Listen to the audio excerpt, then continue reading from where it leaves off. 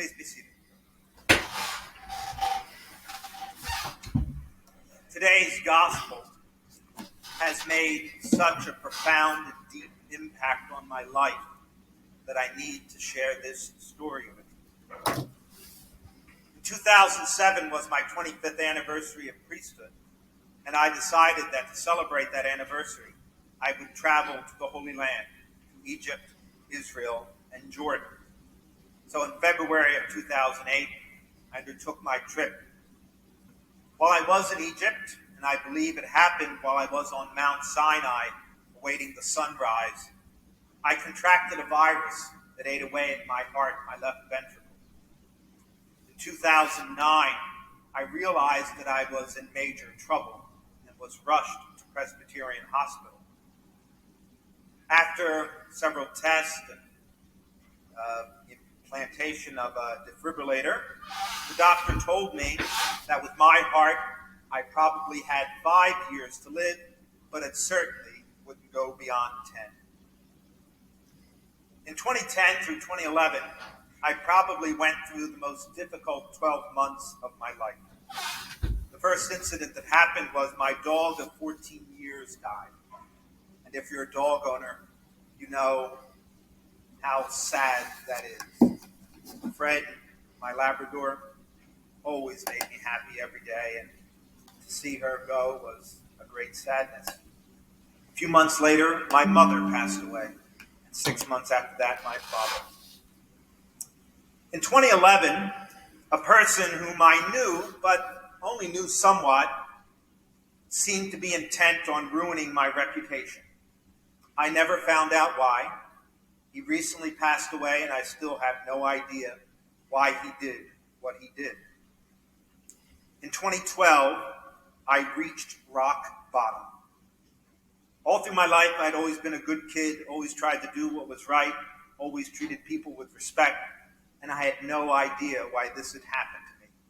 If you do things right, good things should happen to you, but for some reason, it wasn't happening. I pleaded with God for a miracle. I came to understand that God said I was not ready for a miracle. God helped me to understand that my priorities were out of whack. The only thing that mattered, and God told me profoundly that he loved me. And I came to believe that, and in a way that turned around my whole life. If God loves you and you believe that, you can almost do anything. I came to realize also that forgiveness is not an action, but a journey. My hate for this person was destroying me. While the virus was eating away at the spirit, while the virus was eating away at my heart, the hate was eating away at my soul. And through my spiritual director, I came to realize I needed to get on the road to forgiveness. When the pain is so deep and so hurtful, you just can't flip it like a switch and say, I forgive you. But if you don't get on that road, you yourself will be destroyed by the person who tried to hurt you. In 2016, I was sent to Chicago to run a high school. I had several medical issues in a short period of time: prostate problems, pneumonia, gout, and constant fluid buildup. I had to be rushed to the hospital 3 times. I realized many of the things that I used to take for granted I could no longer do, and among them was genuflecting and kneeling. If I got down, I could not get back up without help. In January of 2019, my health took a dramatic downturn. I realized that I was dying and that my 10-year lifespan was up. I remember calling my brother and sister and crying profusely on the phone.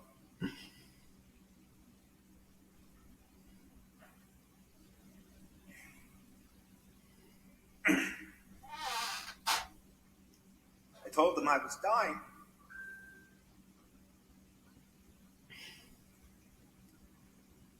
So I was able to fly back home at the end of February and say goodbye to my family in case it was the end.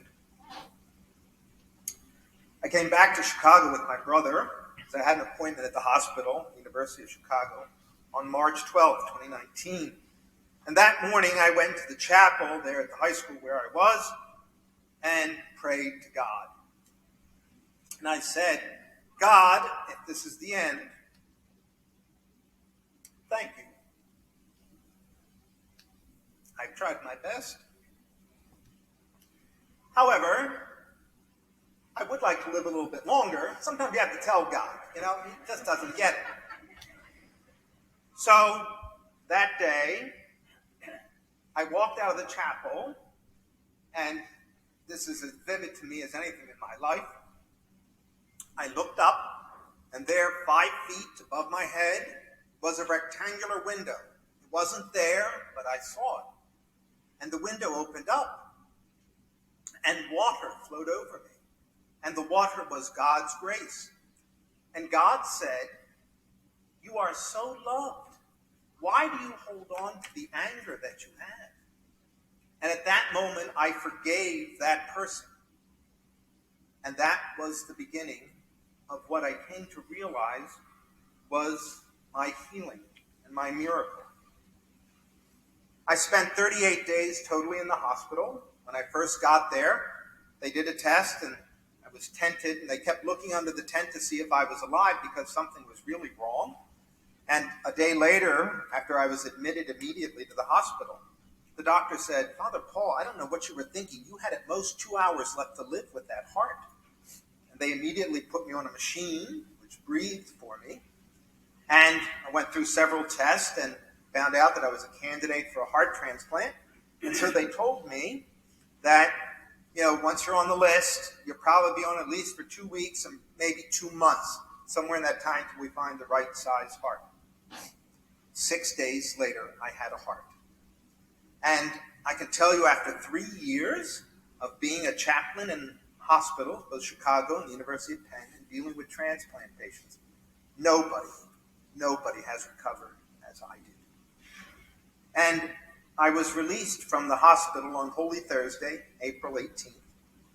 And the next day I went to Good Friday services at St. John Fisher Church in Chicago on the south side. And I sat in the front pew, and I picked up the missalette, and I read the gospel that you and I just heard.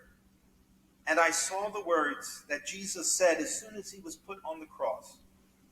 Father, forgive them, for they know not what they do. And God told me that if Jesus had not said those words, if he had not forgiven them, there would have been no resurrection. And then at that point, God said to me, the miracle that you wanted has happened. Because you forgave, you will be healed. You can't get healing if you don't give healing. And at that moment, I knelt for the first time in 3 years.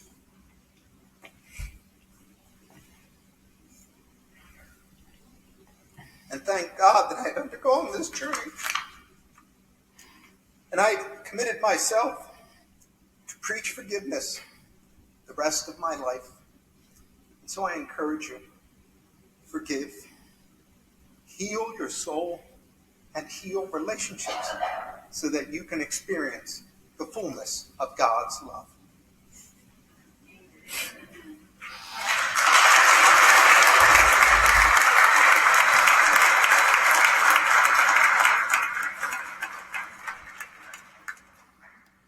Let us profess our faith.